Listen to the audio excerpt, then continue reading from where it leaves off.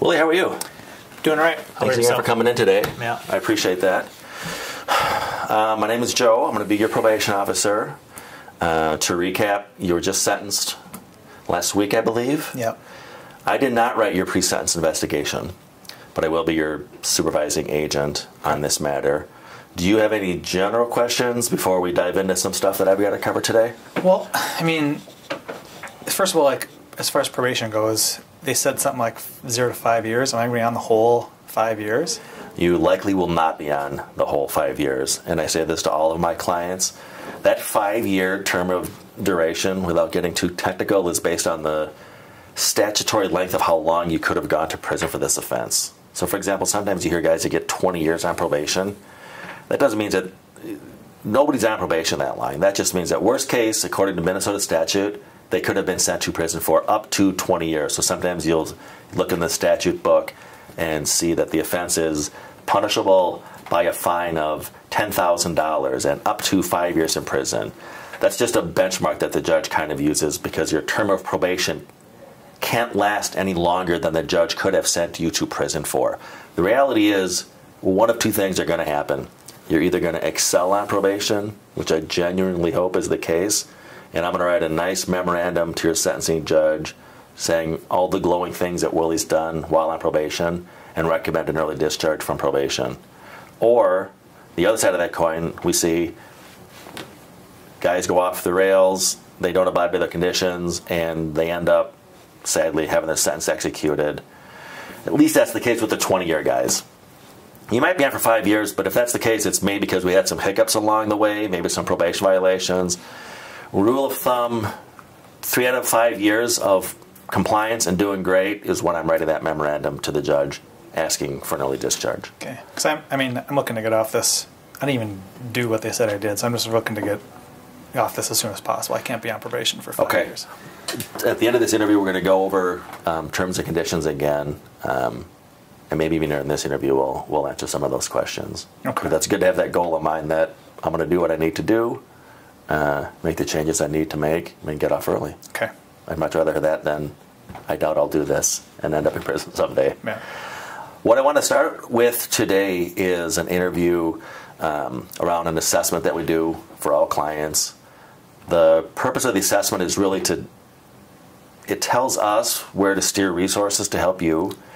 We're trying to get away from a one-size-fits-all probation where every client I have has the same needs in their life and needs the same resources and pose the same risk. We kind of really like to personalize it so, again, we can steer resources as best see fit towards you. I know you have special conditions of probation. Sometimes what the judge ordered covers some of those things, sometimes not. So the purpose of this interview is to come up with a snapshot for me so I can see how can I best help Willie to get him off probation early so he's not on probation for 5 years. And as we see when we get into the interview, some of these are pretty self-explanatory. For example, if I have a client who dropped out of school in the 8th grade and has never worked a day in their life, well, then a resource might be educational training, vocational training. If I have a client who looks like they've struggled in relationships with their family, well, that's an area that we can focus on. Or if I have a client who, at the end of this interview, looks like they may have struggled a little bit in their life with drugs and alcohol, and that's led them into risky situations, then that's an area I want to focus on. But I don't want to presume that Willie needs help with drugs and alcohol. Willie needs help with education or employment. This is almost like a diagnosis if you go into the doctor's office and you wouldn't expect your doctor to treat you like every patient he has. And again, when we get into the interview, it'll become a little bit more self-evident what I'm talking about. There's different areas that you'll see we kind of, bounce through, starting with criminal history, and then it gets into some of the other things that I just talked about. Your education history, your employment history, drugs and alcohol, family, that kind of thing. Okay. What questions do you have about that? Is this kind of like that thing I did with what's her name like 2 months ago? Your pre-sentence investigation? Yeah. Yep. It's a little bit like that, but it's a lot more in depth. The pre-sentence investigation was looking at more traditional things like, yes, it looked at your criminal history, but PSIs don't necessarily capture what we're trying to capture here. I mean, your last 5 residences where you lived, I'm sure that came up in the PSI, or like I said, your criminal history, those are more historic stuff. There is some overlap to answer your question, but again, this gets a little bit more under the veneer. Okay. Okay. This is more about me then. Yes, this is all about you. Okay. Yeah. Because I got railroaded in that PSI. I don't think that was fair. I don't think what they said was right. Okay. So I'm glad that I got a chance to. This is a much more sensitive analysis of you than the information that was captured in the PSI. Okay.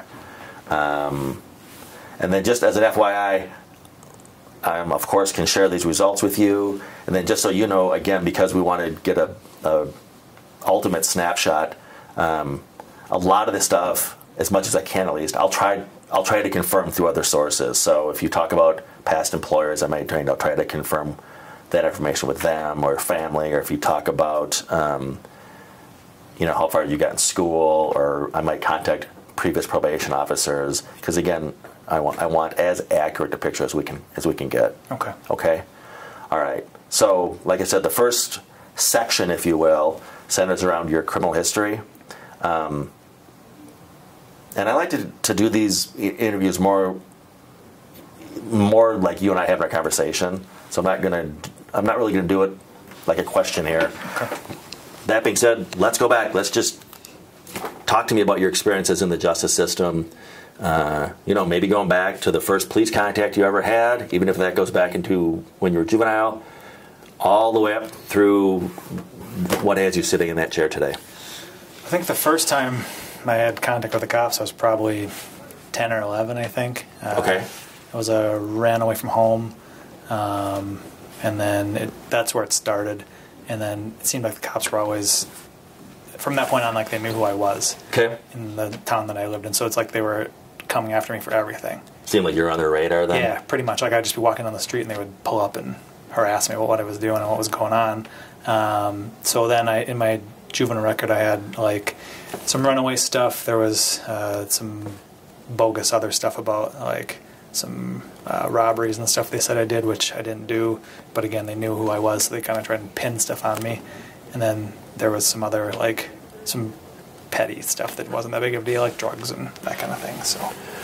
So I hear runaway, and sounds like some other what we call status offenses, stuff that as you do as a juvenile, you can get locked up, but they're not really criminal. How old were you when you were first arrested? Like, first time they locked me up? Well, not if it was locked up for, like I said, smoking or runaway. But, for example, when did that robbery, how old were you when you were arrested for that robbery? Gosh, I think I was like 14 when they Okay. came and got me for that robbery. Okay. And then when did you graduate, to coin a phrase, to the adult system? What was your first adult offense? My first adult offense, I think, was right when I turned 19 years old. I got a DWI at that point.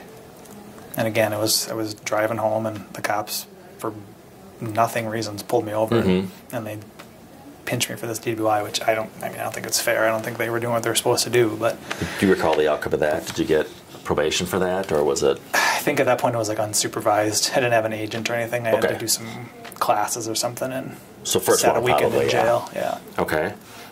And then what happened after the DUI, moving down your adult criminal history? From there, I think maybe the next one I had was when I was in my early 20s. There was a drug crime. I think it might have been like a 5th degree or something. It was marijuana possession. Okay. They found some marijuana in my car during a traffic stop, and I got nailed for that one. And did that result in probation or jail time? That one I did get probation. Okay. What was that term of probation like? I think that one, it was a 0 to 5, I think, like this one is. Another 0 to 5? And I think I was on the whole time.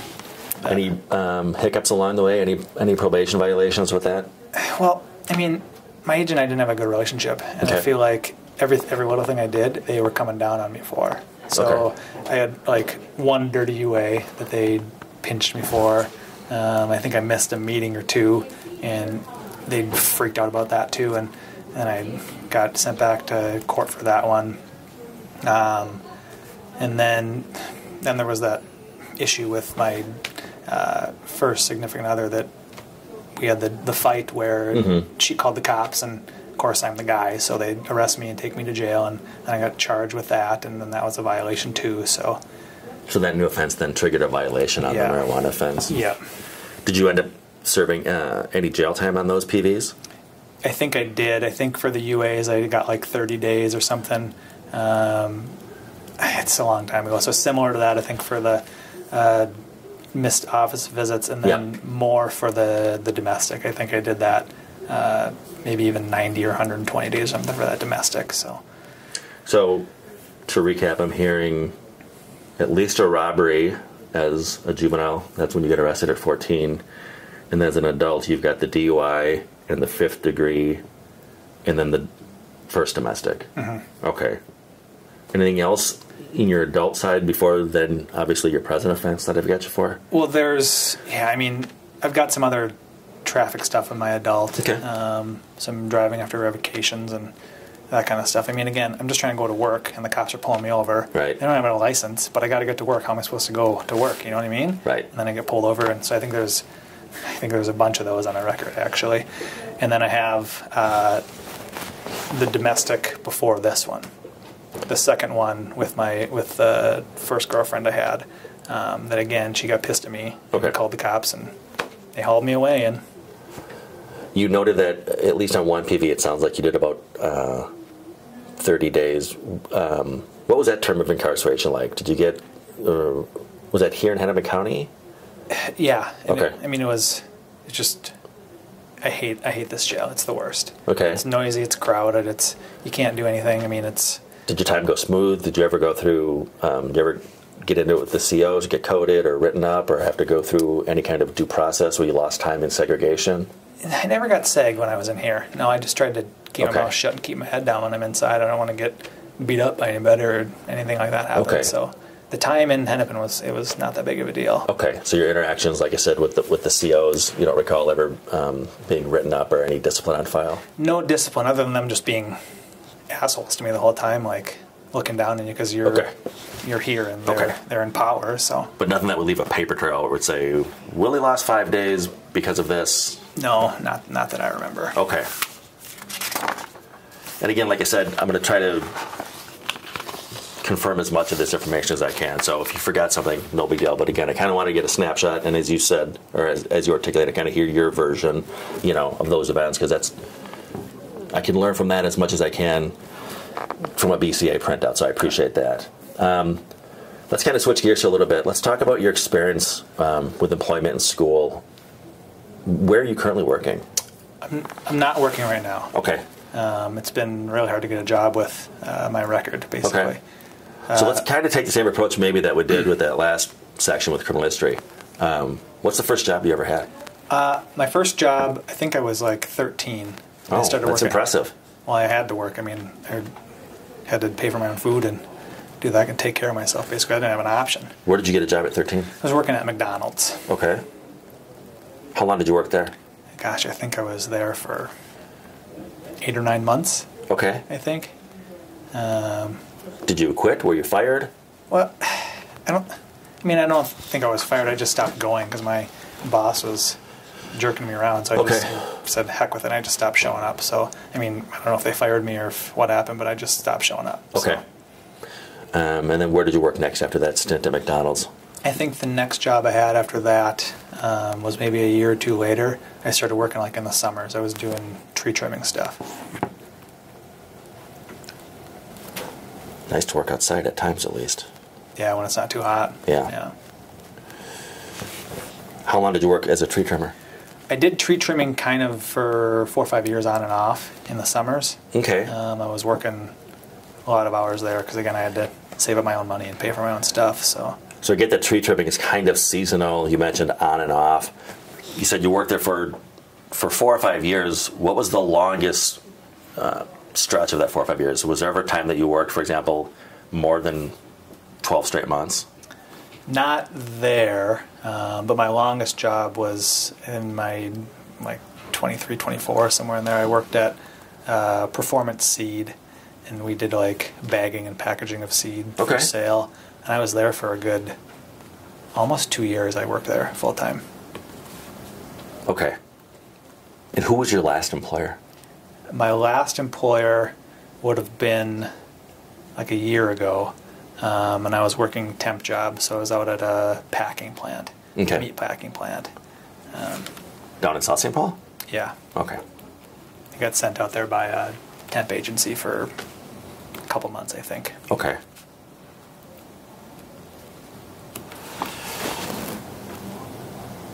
What's the farthest that you got in school? I think I finished 10th grade in school. So you finished 10th and then just never went back to 11th grade? Yeah. Okay. When you were in school, were you ever suspended or expelled? I mean, yeah, so, a couple times, I guess. Like, Okay. what do you mean suspended? Like, we have to go sit in a different room during the day? No, or- not in-school suspension, but where you were asked to leave the campus. Oh, like where I got kicked out?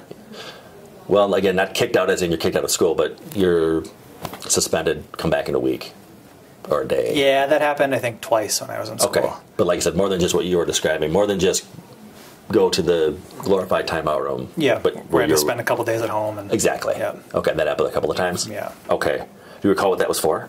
Fights with other kids. Fights? Yeah. Okay. When I was younger, I had a real hard time with... I didn't put up with people's shit, basically. Like, Okay. So if people came and were giving me a hard time, we fought and it was over. Okay. I just wasn't going to deal with that. So. Okay. Okay. So, in a broad sense, tell me about your family. I don't talk to those people much. Who are those people, your parents? Yeah. Okay. Well, mom and dad were basically on drugs and drunk from the day I was born. Okay. I'm sorry to hear that. Yeah, I'm not. They're waste of space. My dad left when, gosh, I don't even know, I was 2 or 3 years old, I think, when he took off. Okay. And then mom basically dated losers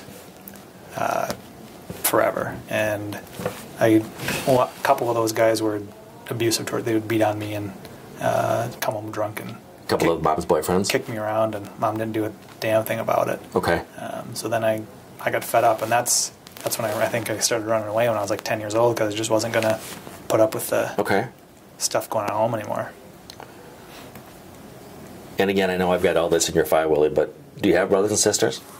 I've got 2 brothers, Are they older brothers, younger brothers? older brothers, yeah.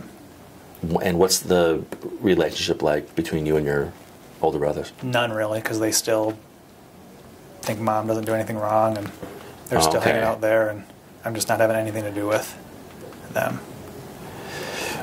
Are they on paper? Have they been involved in the system, in the justice system? Yeah, I mean, well, we're all from the same town. We have the same last name, so they basically targeted us. Okay. From the time I was a kid. So my older brother Mark, I think, has a DWI or 2, and then John got into some drugs, and Okay. I think he was even in prison. So he did some time there for some, I think meth is what his deal was. He was selling and using it and that kind of thing. Oh boy. What about any other more extended family relatives, aunts, uncles, cousin, anybody like that in the picture? Not much, really. No, I don't. I kind of distanced myself from my Okay. family and said, I'm done with you people. Okay. And then tell me about your partner. Again, forgive me for not reading the file. Yeah, Mary you're talking about? Yeah. Yeah. Are you guys married? No, we're not. Okay. No. And we can't even contact her right now, which I think is bogus. Is there something we can do? I was going to ask you about that today. Is there something we can do about getting contact back, getting that Danko dropped or whatever? Because I got to see her. Okay, I don't want to put the cart before the horse. That's certainly something we can explore. I suspect you've got other conditions around domestic violence programming, so it might be something that we can explore after that. But again, I don't want to get too far ahead. We're at day 1 here. Okay. But we can explore that perhaps in the future. Okay. How long have you been in a relationship with Mary? We've been together on and off for like 4 years. Okay. How did you guys meet? Gosh, we met, where was it? I think it might have been through where I was working at that time. At the seed place? Yeah. Maybe? Yep. Not at the stockyards. No, not at the stockyards, no. I think it was. Yep, it was at the seed place, and she was working in reception, and I was working on the floor, and that's where we met first. So on again, off again, 4 years. Were you living together at the time of this offense? Yeah. Okay. How long were you living together? That's when the cops came. We had been living together for like 3 years. So give me, again, kind of a snapshot of what that relationship looked like. And again, let's try to take the instant offense out of it, but you just start throwing adjectives at me of how you would describe your relationship with Mary. Well, I mean, it started off great. Okay. I think when we met, it was going real well. She got pregnant pretty quickly, like 6 months into it, and that's kind of where the fighting started. Okay. I mean, you know how women are when they're pregnant. Like, she's all over the place. Crazy, and what am I supposed to do? Like, not defend myself? So we got into it Okay. a couple times, and she would hit me and push me and shove me, and it would cool down and blow over, and things would be okay. So that's kind of where the trouble started. And then after our baby was born, then things seemed to settle down again a little bit. But then the argument's always kind of been there. Like, she doesn't think I should go out, and she doesn't think I should stay out so late, and she gets on me about that kind of thing. And then the arguments happen, and then she just hits the roof. I mean, and she goes crazy, you know. And then the cops end up getting called, and I'm the guy, so they're going to take me away, even though I didn't do anything. Like, I think she's been the aggressor in a lot of these situations, but if it weren't for those issues, it's good. And I think we want to work on it for sure. That's why I want to make sure that Danko gets dropped so I can see her and my kid, and we can be a family like we're supposed to be. Okay. So family's important to you? Yeah. I mean, it's the most important. Okay. How old is your child now? 2. Okay. You mentioned that at least one argument or arguments come around as to you going out or staying out too late. What are some other things that you guys argue about? We argue about money. Okay. She thinks I'm spending too much money, and I think the reverse is true. She's spending too much money. Okay. So she's out shopping all the time and buying who knows what shoes and clothes and that kind of thing, and she gets on me about going out and having a couple beers with my friends. Like, okay. I don't think that's right. I mean, I don't think that's right, and then she just gets so angry and flips out. That's where our fighting goes. When you guys aren't fighting, what does that relationship look like? When you guys you're kind of giving me a crystal ball look into what some of the bad things look like in that relationship, which our relationships have ups and downs. Those are the downs. What do the ups look like? When you guys are in your, the best of times, show me that snapshot. When we're in the best of times, it's great. There's no fighting. We're going out and doing stuff, going to the park with our kid and hanging out. And, okay. Things are great. We go to movies together and go out to eat and do that kind of thing. We're like hanging out as a family. When it's just the three of us, things are great. Okay. When other people get involved, that's what becomes an issue. But if it's just me and her and our kid, that's when things are perfect then. So I'm going to throw some sentences out, and you give me on a scale of 1 to 10. 1, I don't agree at all. 10, I totally agree. My family is important to me. Oh, 10. Even though we fight, at the end of the day, Mary has my best interest at heart. I mean, I used to think that was a 10, but I think now it's more of a 6 or a 7. Okay. Because I think she could get this Danko drop too, you know what I mean? I don't know if I trust that she wants that. Okay. I think she might be lying to me about that, and I don't know if I can totally trust what's going on there, but... Okay. Mary's my best friend. When it's good, I'd say that's a 10. Okay. When I think about the rewards and cost of my behavior, I always factor Mary into that equation. What do you mean, my behavior? Well, like you mentioned, going out with friends or staying out late, or, when you're thinking of, being mischievous, for lack of a better term, do you see Mary as the, the cheerleader that, say, hey, you only live once? Is she the YOLO cheerleader, or is she the, hey, you're a father and... She didn't think I should go anywhere. Family's the most important She thinks thing. I should be home all the time.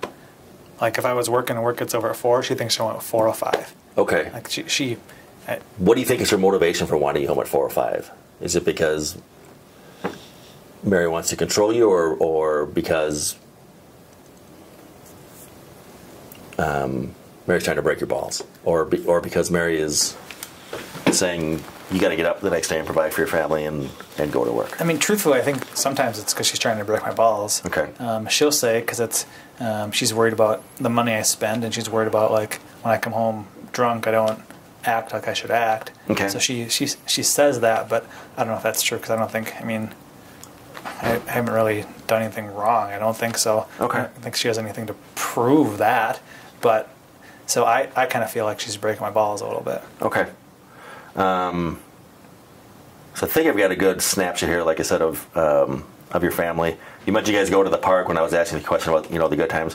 What else, when you're not at work, it's, nights, weekends, what's filling up your clock? How are you spending your time?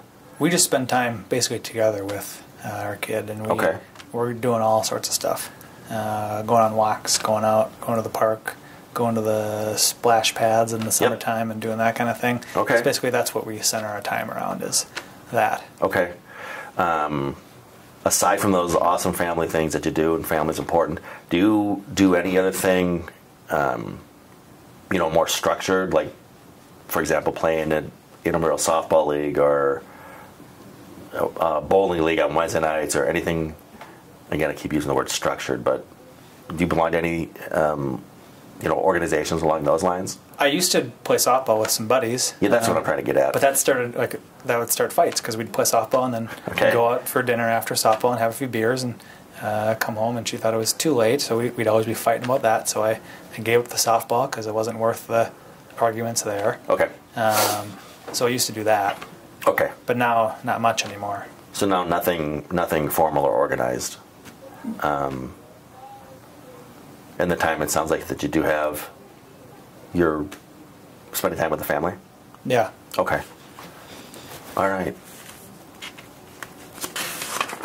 Because she gets mad when I hang out with my buddies. She doesn't like that either. So we're kind of Okay. together. I've basically separated that too because she didn't like that either. So tell me a little bit about your buddies. That's a perfect segue.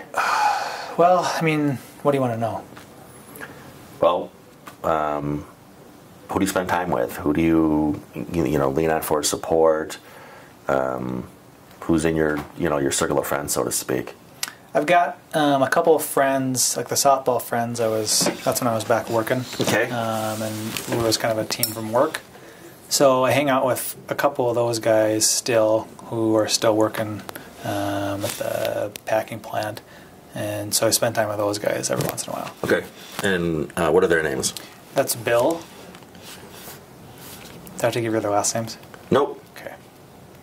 And then Frank was another guy. And these are the guys that you used to play softball with back when you played softball? Yeah. When you were working? Yep. How frequently is that contact now with Bill and Frank? Not that much anymore. I bet I saw Bill a couple weeks ago. We went out fishing. Okay. And then Frank and I think I last saw Frank maybe like a month ago or something like that. So is it, sounds like it's closer to monthly contact than even weekly contact with these guys? Yeah. You maybe on average see them once a month or so? Probably, yeah. Okay. I mean, I'll call every once in a while, or on that Facebook we'll stay in touch there a little bit, but it's personal contact, that's monthly. Okay. Do you have anybody that you're in contact with or again, exchanging capital with, as we say, on a weekly basis? Not really anymore. I mean, ever since the Danko got put in place, I'm kind of just Okay. doing my own thing. Okay. So we got Bill and Frank. Tell me a little bit more about them other than they play softball. What other kinds of things do Bill and Frank like to do? Or how did you meet? At work, you said? At work, yeah. Okay. We met at work. Okay. We'll go fish. They'll come over sometimes and watch, the Vikings games and do that kind of thing. Okay. Every once in a while we'll go to, a movie or something together, but and softball was the big thing that we used to do together, so. Okay. And do you know, are Bill and or Frank on paper? I mean, we didn't really talk about that, but they had their Okay. stuff in the past. I know when I first started working, Bill had like the ankle bracelet on his leg, and Frank would have to take off a couple times a month and go meet with somebody. He never really told us, but it was kind of implied that it was a PO or something he was going to meet with. Maybe. Yeah. Okay. But they're good guys, though. I mean, they got your back, and Okay, and their friendship's important to you? yeah, yep. Okay.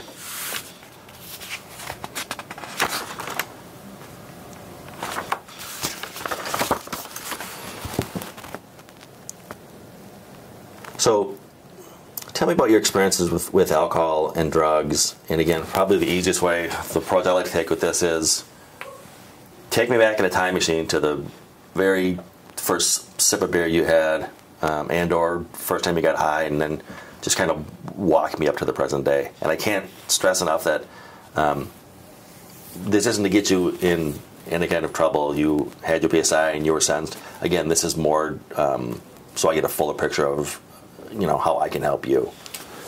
So like I said, let's go back in the time machine, back to that first time that you had a sip of beer, or the first time you used alcohol or did drugs, and then just kind of walk me through up to present day. I think the first time I had beer, I was, probably 8 or 9 years old. Okay. And I can't remember even who my mom's boyfriend was at the time, but he had beer in the fridge, and Okay. I took one out and drank it. Do you remember the first time you were drunk? I think the first time I got drunk was, maybe I was 10 years old. And was that stealing from the fridge as well? Yeah. Or were you with friends getting drunk? That time I took from the fridge. Well, I took from the fridge and went over to a buddy's house, but Okay. it was stepdad's beer again, Okay. and he did not like that. So Okay. Let's stay on the alcohol path for now then. What's the time in your life when you were drinking the most? I bet probably when I was just turned 18 and finally moved out and got rid of all those people. I was drinking pretty heavy when I was right around there. Okay.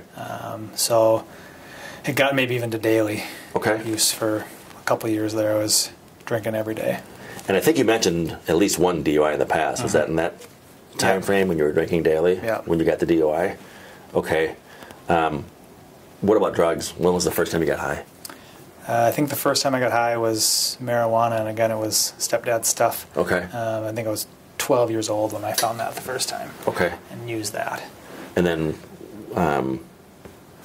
you mentioned daily alcohol use. What was the highest frequency of use that you experienced with marijuana? Not as much for the marijuana. I was using that like on a weekly basis. Okay. Basically from the time I was, 12 until now. Okay. And whenever I get my hands on it, I would use. So I didn't buy that so much as I would use it if other people had it at a party or something. I would smoke pot then. And then kind of to supplement your drinking? Yeah. Okay. Just to relax, You mentioned the DUI. Did you ever have any legal scrapes because of the marijuana? Any possession stuff or, not open container, but, in a vehicle type thing? I did have that one fifth degree. Oh, that's right. You mentioned the fifth degree. I had the marijuana in my car. And that was with marijuana? Yeah. Okay. Yeah, but again, that was, one of those things that wasn't mine, but I had it, so I get pinched for it. Okay. Any other, or tell me what other drug use? Cocaine? I've experimented with cocaine and LSD and ecstasy before too, but those were just kind of at parties here and there. And the thing that I've been using the most maybe recently is meth. I got into that a couple of years ago, and that's been kind of a problem. And that's where some of the arguments also came from between me and her, is she didn't like the meth use and the people I was hanging out with there with the meth. So arguments with your wife Mary over the meth. What other problems did you experience with your meth use? Well, I mean, it's meth. It's not. You sleep for a couple of days out, and okay. So, but. And when's the last time you used meth? And you said this can't be used to get me in more trouble?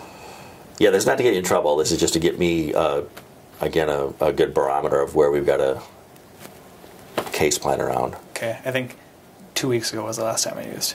Okay. And when was the last time you were high? Marijuana, I mean. Gosh, it's been a little bit for marijuana. I bet it's been like almost 2 months since I smoked pot. So either with the meth or when you were, you mentioned there was a time when you were drinking daily. Tell me about times that interfered with work. Were there ever times that you either came to work late because you were hungover, or didn't go to work because you'd rather go out partying? I mean, there's times where you wake up late, because you're out the night before, and you got to rush and get there. But it wasn't like that was happening all the time. Okay. And I was still working hard when I was there. So I mean. Did that ever rise to the level, like, so that you got fired because of it, or that you quit because it was just easier to not get out of bed than it was to go to work? Well, I mean, I stopped going to my last temp job because my boss was on me all the time, and that was part of the thing he was on me about. But I don't think it was that. I think he was just being an asshole. I don't think that it was much to do about me. It was more his problem. Okay. What are some other things you mentioned? Mary sometimes gets on you.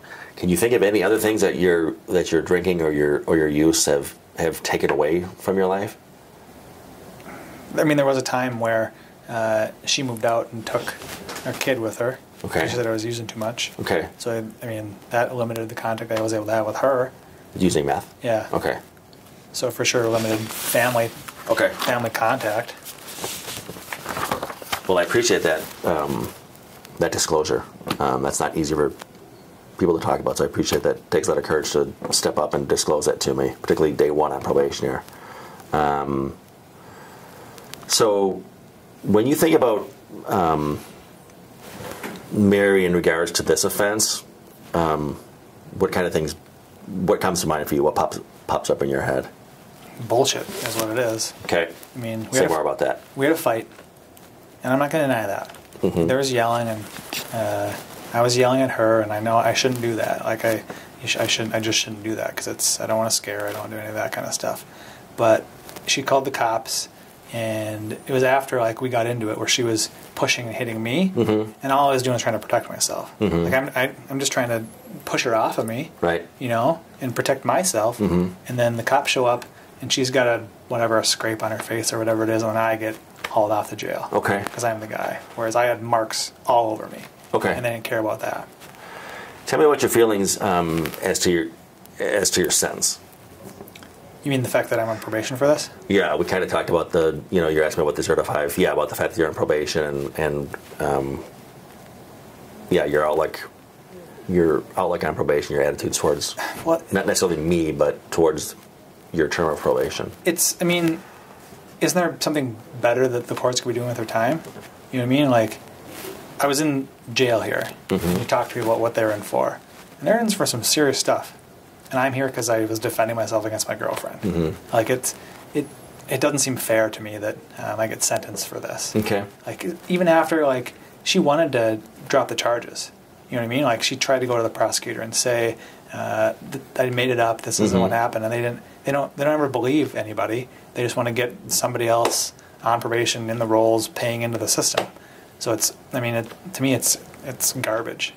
So you mentioned the prosecutor just then. So when you think of the prosecutor, the arresting officer, the judge, what kind of words, if we were to do a little thought bubble in your head, what kind of words would I put in that thought bubble if you're thinking about those people?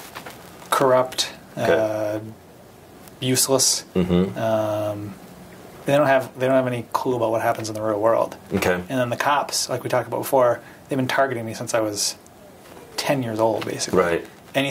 Any little minor slip up, they turn into a huge thing. Okay. And then I get in big trouble for it. Okay. So it's just, it's always been the same thing my whole life. So I just need to, get out of this town and go somewhere else. So, not so much thinking about your term of probation, but the specific conditions. You did an awesome job when we were talking about your drug and alcohol history. You have a condition to undergo a chemical assessment and to follow through with any kind of treatment. What are your thoughts on that condition? Or we kind of talked about your Danko and your other conditions.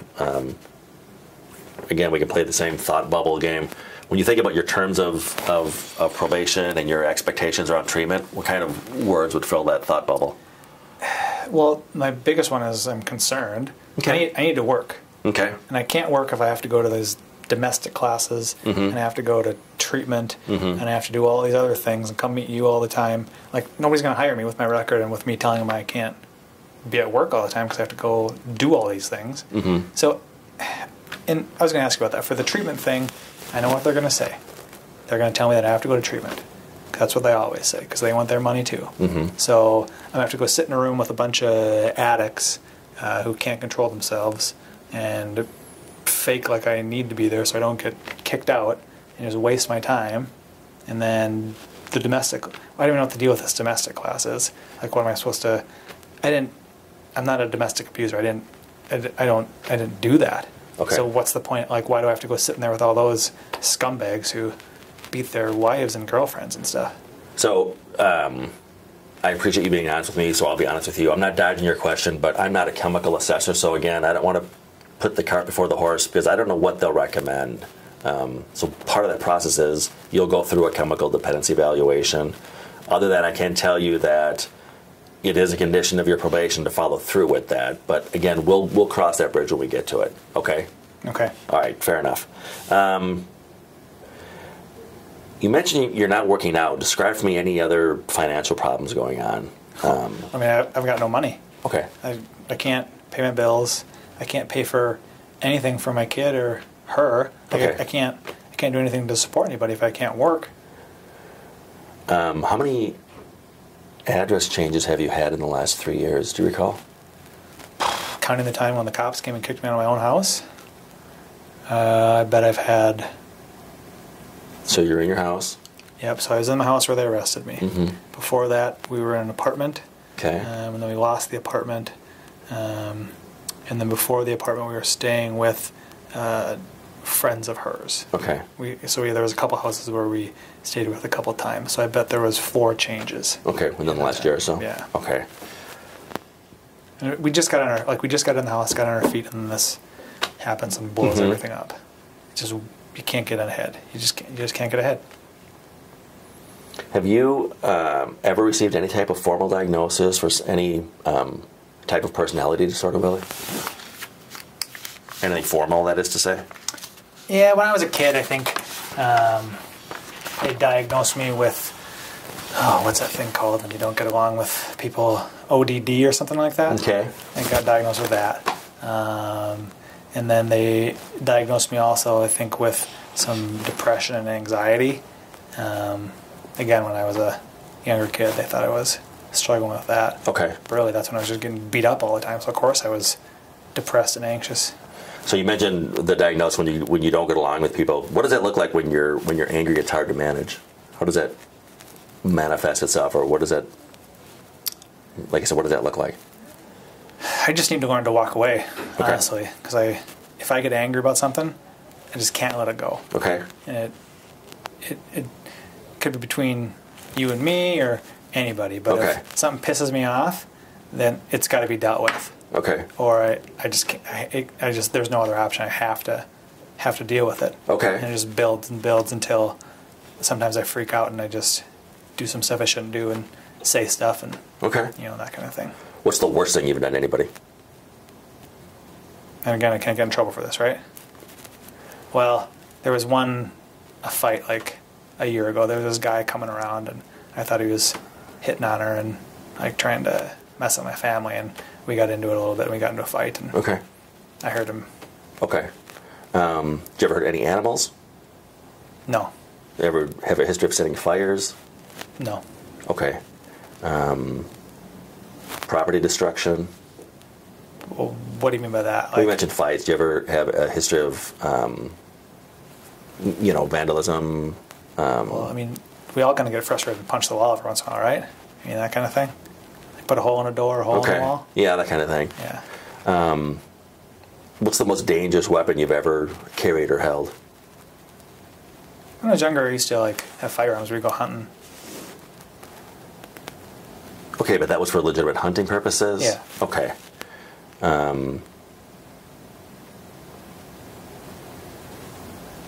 Have any of those difficulties been in the last 12 months or so? With controlling anger? Well, I mean, yeah, we all the night this happened, I was angry, and there's a couple holes in the walls that I get frustrated sometimes. Okay. I just have to like have an outlet, so I figure better that wall than somebody else, Okay. This next section might be a little bit difficult to talk about, but tell me about any sexual assault you've experienced. Don't have any history of sexual assault. Okay. Of either being a victim or victimizing anybody? Mm-hmm. Okay. You've talked to me about physical assault, so I don't need to regurgitate that again. Have you ever been the victim of physical assault yourself, however? You mentioned a lot of your mom's boyfriends. Basically from the time I was 10 until I was 16 or 17, could defend myself. Mom's boyfriends were beating me up and getting drunk and shoving me around and that kind of thing. Okay. We're getting towards the end of the interview now, and you've been doing a fantastic job. I appreciate your openness. These last few questions may seem, somewhat random, but again, we're getting towards the end here. You mentioned a history of impaired driving. Any history of shoplifting in your past, really? Well, I mean, like when I was a kid. Yeah, when you were a kid. Yeah, I'd go to the store and steal milk and steal bread, and because I had to eat. Mom was too busy off drinking and drugging; she wasn't feeding us, so I had to go and get that stuff and take care of myself. Okay. What about gang participation? No, I don't get down with that. Okay. Any white collar crimes like embezzling or writing bad checks or anything like that? No. Okay. No. What about hate crimes? Well, like against somebody because of their race or something? Yeah. Yeah, no. I mean, I've hated people and committed crimes against them, but not because of race or... Okay, and that was the question, yeah. Like okay. Tell me about any health problems you've experienced and what effects they might have on you. I mean, other than like the minor stuff, haven't had much. Yeah, I'm not talking catching the flu and the cold, but I'm saying, do you have any physical disabilities or major health issues that have represented hurdles in your life? No. Okay. Do you ever experience, moods around being depressed or anxious or anything like that? Yeah, I get down sometimes. Okay. Yep. Do you ever have thoughts when you're down about hurting yourself or suicidal thoughts? Not in the last couple years. When I was younger, I had some of that. When you were younger, you had some of that? Mm-hmm. Okay. We're almost done here. Okay. In fact, I think we are done. What questions do you have of me?